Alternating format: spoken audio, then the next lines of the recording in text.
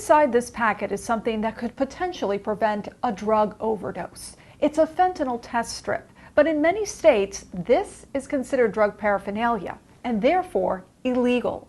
But where these are legal, addiction advocates say these are saving lives.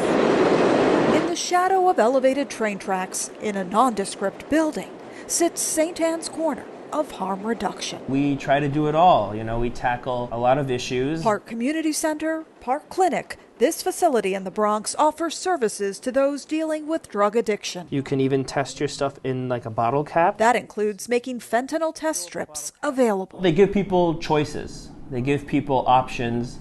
They give people knowledge. People like Cheryl Davila. I had fentanyl in my system before, so I was getting more careful of who I was getting it from, and I was just testing them.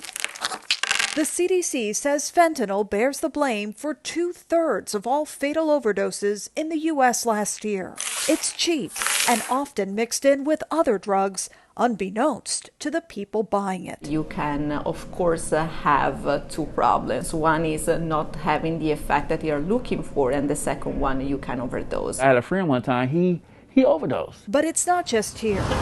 Throughout New York City, fentanyl testing strips are finding their way into other public places, like bars and restaurants. We have a poly bag. Daryl Phillips works with the Always Strive and Prosper Foundation. Just, started putting these kits brick by brick. It's like, okay, we got this one location, we got this location, we got this other bar, we have this other restaurant. But it's not like that everywhere.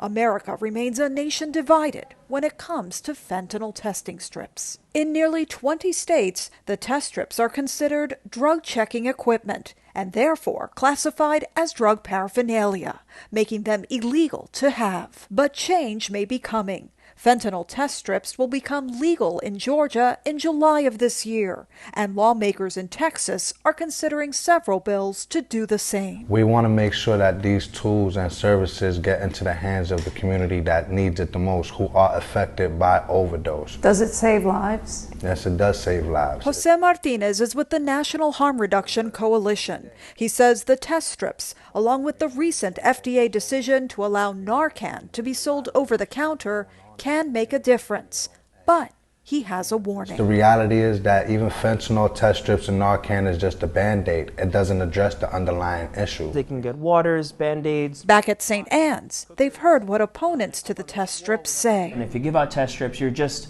you're condoning substance use, or you're allowing people to use substances, or whatever you want to say. But in reality, what's the alternative? Letting people die? A reality for hundreds of people every day in America's opioid crisis.